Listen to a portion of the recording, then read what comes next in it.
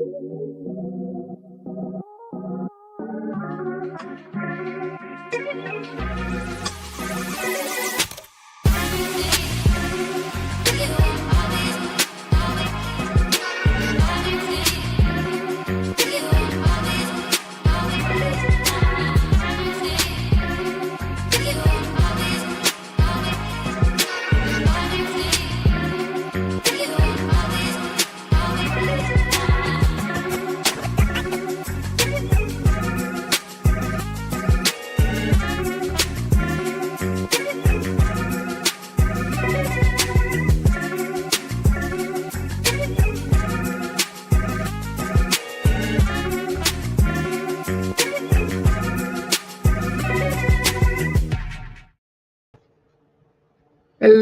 everybody. Welcome to SpeakEasy Conversations.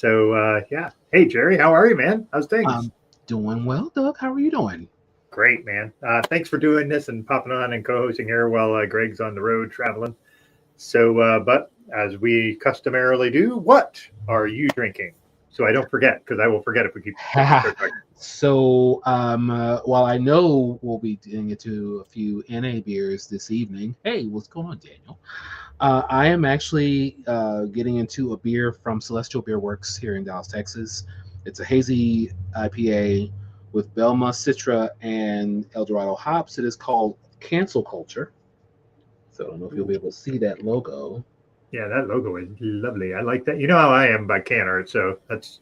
Well, definitely Celestial Beer Works is serious about the can art. It's definitely part of their whole motif. Look at that beautiful head, though. If you can see it, sometimes it's tricky. There we go. Yeah, there we go. Looking nice and hazy too, as advertised. Yeah, definitely. Some nice fresh fruit. What are you drinking? Well, I'm going to start with an A. In honor of our guest that we're going to have on here. This is Athletics Layback Lime and Salt. Mm-hmm. So this is a nice, as our guest would call it, a lawnmower beer. I would call it a shower beer. Tomato, yes. Same difference. Just no glass. Got my nice athletic glass too. Very nice.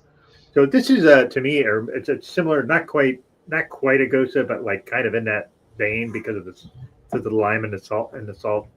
I guess they're trying to be like a margarita beer, but not kind of. I guess that would be my assessment. But this is really tasty, really good, and yeah, thank you. My black guy is looking better finally, right? I can actually. It doesn't look like I got socked by Mike Tyson, so that's good. Right.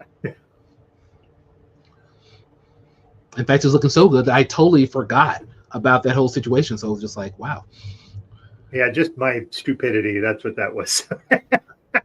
But that's really good, really tasty, very drinkable, very, very drinkable. That's one thing that I really, a lot of the, now, my favorite of Athletics is Downwinder, which is a Gosa. Me too. Which is probably one of that and Deschutes Black Butte NA Porter are like the two best NAs that I personally had. I think that NA one is great. Yeah.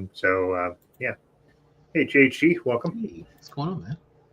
So, yeah, that's really good, and I'm really happy that I'm going to have that. We get to talk with our guest about that. So, before we get going, I actually here's the music guy. So, I have a question for you because it was discussed in the group, and you weren't in the group chat that it was in. But our guy Tepper was talking about the release of the De La Soul album. Yes. Did you listen to it? I did. Yeah. In fact, I bought it from Bandcamp, so I went ahead and just made it a part of my deal. Once I saw it was available, because again, not everybody makes their albums available to buy like that. So once I saw it was available, I said, let me snap that right now. Yeah. And I enjoyed it. Now, I will tell you it was kind of a busy day. So the two tracks I was looking to a lot were Run It Back and oh my goodness, why am I forgetting the track with Yummy Bingham and Q-Tip? Oh, I didn't get that. I got about halfway through the album, so yeah, I'm enjoying it, and to listening to more of it this evening.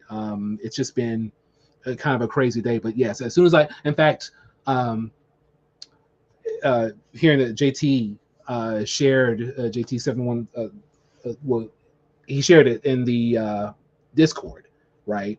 And he shared Run It Back from the was that Jada and Joe show? Oh yeah. As soon as I heard it, I said, okay, I gotta go ahead and get that. Like that's that's just hitting all the spots. Yeah. And so yeah, I look forward. In fact, I will say this since we're talking hip hop. Fourth playthrough. Okay, yeah. See, Yeah, Monty's on that stuff though. That's it it. is so cool to get this music and think about their backstories. So if anyone's not read the book, um, The Big Payback, the business, the history of the business of hip hop by Dan Charnas, that is a great book, giving a lot of backstory on a lot of hip hop artists. And so I've just been like listening to that when I've been on my walks. And so listening to a lot of hip hop and going back and revisiting songs and just hearing De La, I'm just it's a really fun listen. So again, The Big Payback, the history of the business of hip hop by Dan Charnas is a recommended book on it. Mm-hmm. Yeah, I haven't heard of that, but that's something that I would be really interested to hear about that, like reading about the backstory of that. So this is interesting. I don't know if you saw this particular news, but the Torch and Crown beers, they got booted out of their facility because they were behind on rent, like really behind. So I did see that. That's rough. And yeah, get booted out too. That's yeah.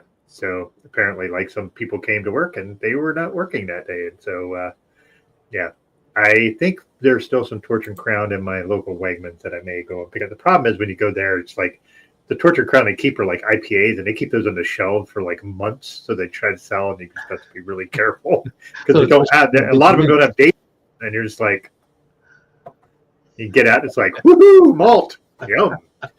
So the crown is not as shiny anymore.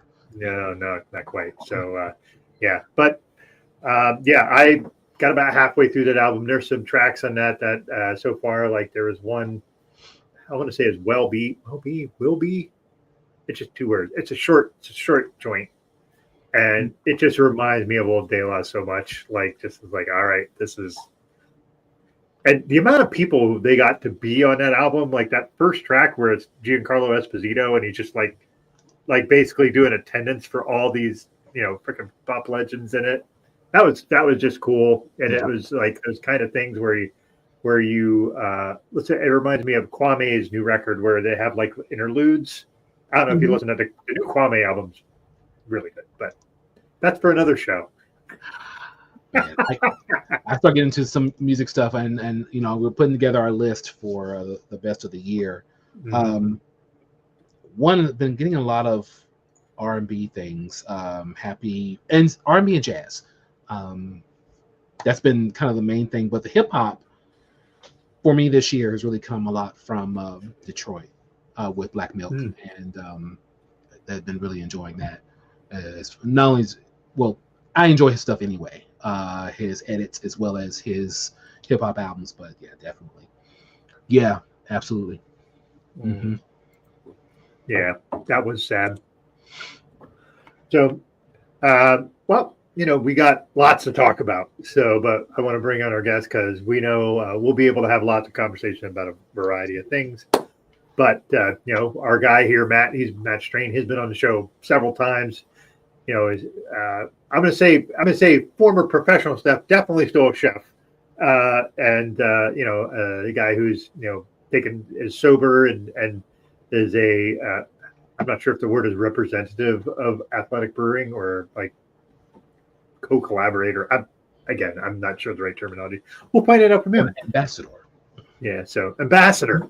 Thank you. God, why is English so hard for me right now? Anyway, as Greg would say, without further ado, that's Matt Strain. Hey, Matt. Hey, guys. Hey. Yes, you had it right. It's ambassador. They're very clear. We are not employees. Apparently that makes a big difference as far as the legal definitions. But yeah, I've been doing the ambassador gig with them since April of 2021. That's good. So and there's been a lot of changes since then. So what are you drinking? Well, I'm starting off my night. Over the summer, Athletic did a cocktail inspired series, and this is the Athletic Spritz, which, for those of you who enjoy the old cocktail, the Aperol Spritz, Mhm. it's very much in that vein. And back when I drank, I did really enjoy a good spritz or a good Negroni. I liked those bitter flavors and the complexity and the herbal. And this does a really good job of scratching that itch. You're not going to get a lot of head on it because they're not looking for that. It's much Yeah. more of a cocktail flavor and feel to it than it is beer, but it's absolutely delicious and certainly scratches the itch. That's Earlier nice. this year, I got the Moscow Mule one. I really enjoyed that one. See, I wanted more ginger. That was my only complaint. It was good. I just wanted more. And what Mhm. I ended up doing is there's a company, I can't remember the name of it, but they make a product called ginger juice. And it's literally just like a little bottle that has like liquid ginger. It's not pureed. There's no like fibers. It's just pure liquid ginger. Wow. And I would shake a couple of shakes of that in there, and it was wonderful. So it's like a Our bitters, local, but it's bitters for ginger. Awesome. it has a much larger spout. I used it for Yeah. cooking, but I found that it's really great in cocktails as well. Cooking. So like Our local fresh market has it. so cooking before we're going to go into NA a little bit more, but the Yeah. cooking I want to get back to because I've never heard of using ginger juice in cooking. I use ginger a lot in cooking, but not juice. So Well, the advantage with the ginger juice is anybody who's ever used ginger is it's so fibrous. mhm. If you sit there and cut it, you end up with the strings. I find the best way is to do it on a microplane grater, and at least that way you get rid of most of it. Mhm. But even doing it that way, there's still like a texture that you end up with. Whereas Yeah, with the juice, you can do a straight like liquid type sauce. You can do a straight reduction sauce using the ginger. mm, It's really great. It's really, really great. Not necessarily so much for marinades. For that, I'm going to use the fresh ginger because it's cheaper. But like when you're trying to make a sauce and you want it like nice. I saw that. I was like, I just saw that. That's brilliant, man. way But to go. it's nice when you're trying to make like something that has more of that like broth consistency. Like when you're trying to infuse that ginger flavor, but you don't want the floaties. Yeah, And again, nobody wants floaties in their cocktail. no. So speaking of cocktails, that's a good segue. Thank you. Yeah. So one of the things that I know we had talked a bit about was like the space, and maybe you'll have something for us later on this, is using actually NA spirits. Like we've talked with you multiple times about NA beers, which are great. It's come a million miles when we were younger, when it was just Oh yeah, O'Doul's and whatever other shitty NA there was out there. Sharps. Yeah. Sharps So was the other one. yeah. So But yeah, what do you think is the I've had a handful of NA liquors and cocktails. yeah.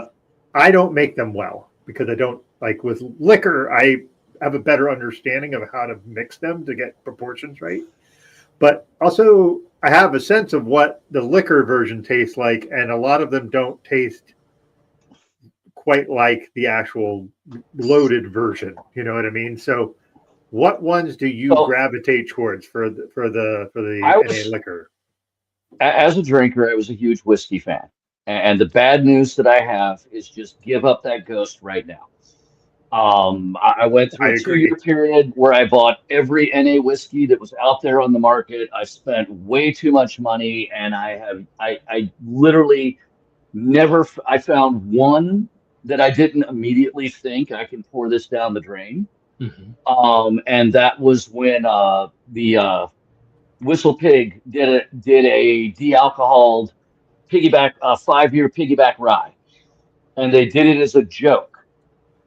They initially like distilled the alcohol out of one barrel, and they released it as a PR stunt, talking about it's dry January and we're selling this and we're donating all the proceeds. to all of the starving bartenders out there who are losing all their tips because of dry January. And I don't think they ever really thought anybody would buy it. And, once you threw shipping on it, it was a little over $50 a bottle. And the first barrel sold out in less than 2 hours. Wow. Wow. And they immediately started a second barrel. So I got some of the second barrel, and honestly, it's the closest one that I got. It made an okay cocktail, but not enough that even if they offered it again, I would ever pay that again for it. The key to the non-alcoholic spirits is stick to the ones that